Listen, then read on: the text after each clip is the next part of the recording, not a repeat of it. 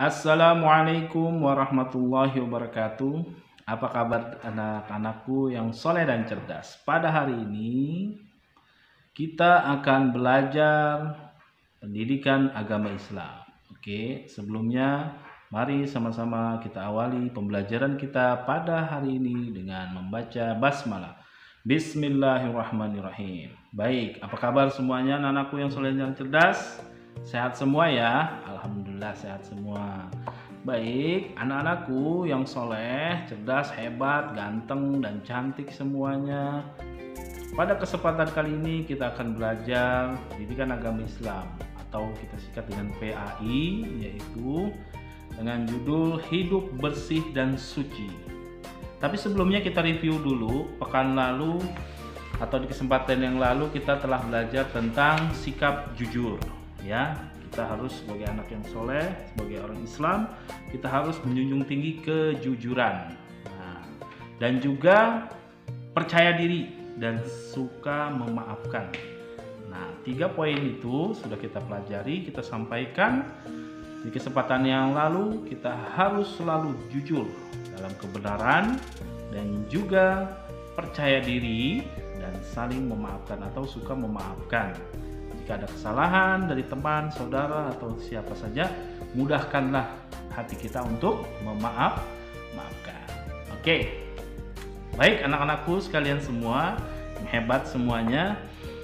Kita sebagai orang Islam diperintahkan oleh Allah untuk mengerjakan ibadah yang wajib, yaitu sholat 5 waktu, ya, subuh, zuhur, asar, maghrib, isya.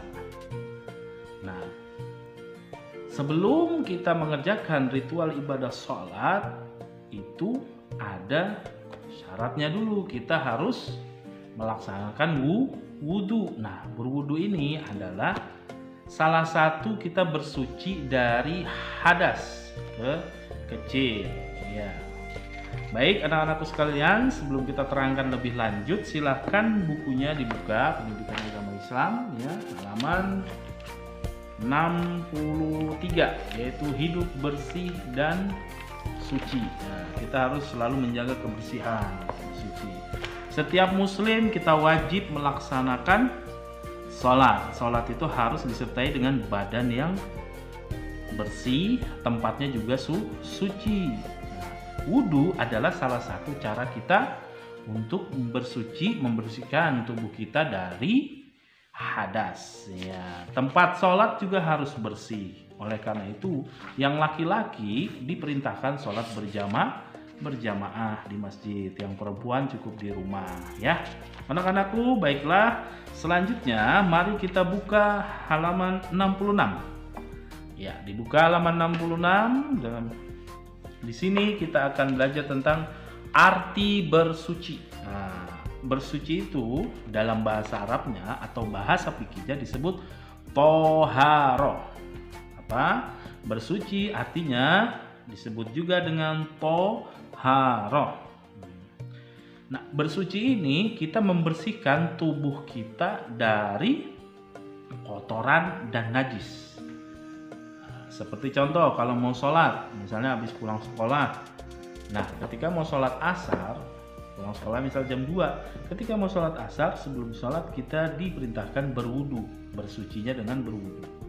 Ya, berwudu itu menghindarkan hadas, kotoran-kotoran yang kecil. Nah, kita sebagai orang Islam juga harus menjaga kesucian tubuh kita dari kotoran-kotoran dan najis. Juga tempat tinggal kita dijaga kebersihannya. Ya, anak-anakku sekalian, jangan lupa tempat tinggal kita, rumah kita disapu, dipel, jaga kebersihannya. Karena kalau kita bersih, nyaman.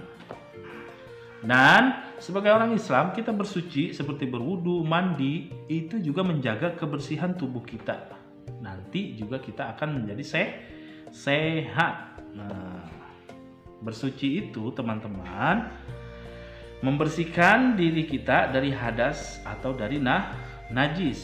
Ingat, bersuci itu membersihkan tubuh kita dari hadas dan najis. Salah satunya, tata caranya adalah dengan berwudu. Itu membersihkan tubuh kita dari hadas kecil. Nah, Kalau najis tidak cukup dengan berwudu. Misalnya kita lagi jalan, tiba-tiba kaki kita menginjak kotoran ayam.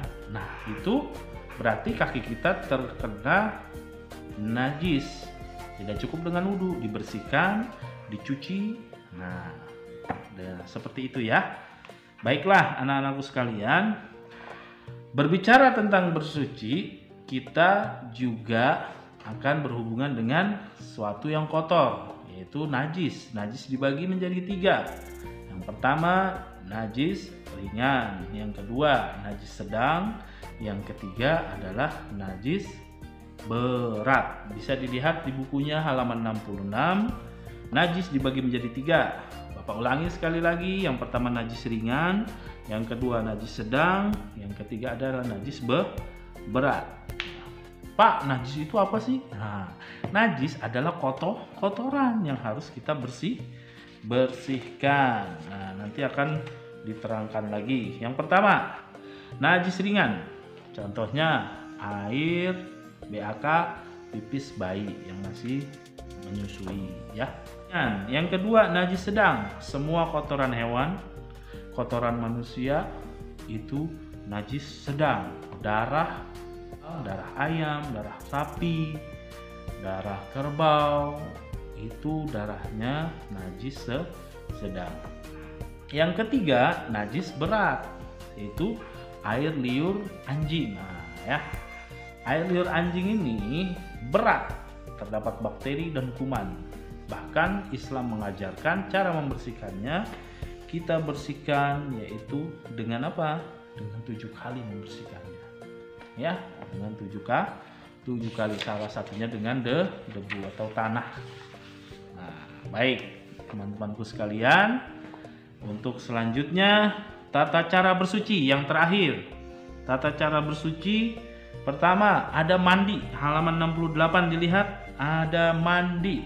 Ya, mandi. Kita orang Indonesia biasa mandi 2 kali sehari, pagi dan sore. Itu dengan mandi, siapkan dulu airnya, nyalakan kerannya, siapkan sabunnya, samponya, dibersihkan seluruh badan supaya bersih dan suci. Yang kedua, anak-anakku sekalian, lihat halaman 68, yaitu ada namanya istinja. Bapak ulangi sekali lagi. Tata cara bersuci ada salah satunya namanya istinja. Nah, lihat tulisannya. Istinja adalah bersuci, membersihkan tubuh kita, anggota tubuh kita setelah kita buang hajat, baik buang air kecil ataupun buang air besar, atau kita sebut dengan cebok. Nah, itu istinja dengan air, harus dengan air ya.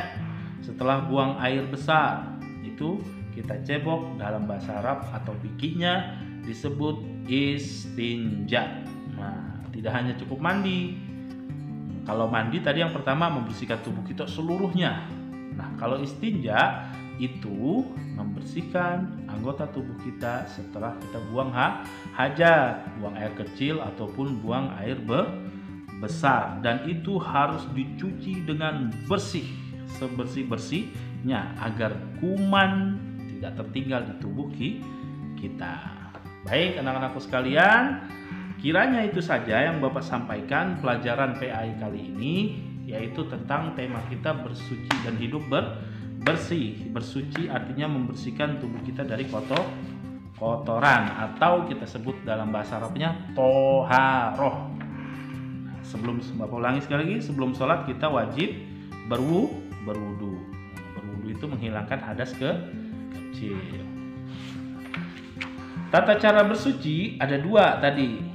Pertama mandi, ada juga wudu, sama saja. Yang selanjutnya tohar, yaitu istinja. Nah, istinja membersihkan anggota tubuh kita setelah buang air besar atau buang air kecil. Kiranya itu saja anak-anakku sekalian. Jangan lupa bukunya dibaca pelan-pelan, dampingi orang tua, nggak apa-apa. Semoga pembelajaran kita pada kesempatan hari ini dimudahkan oleh Allah dan anak-anak semuanya menjadi paham. Terima kasih. Jazakumullahu khairan katsiran. Wassalamualaikum warahmatullahi wabarakatuh.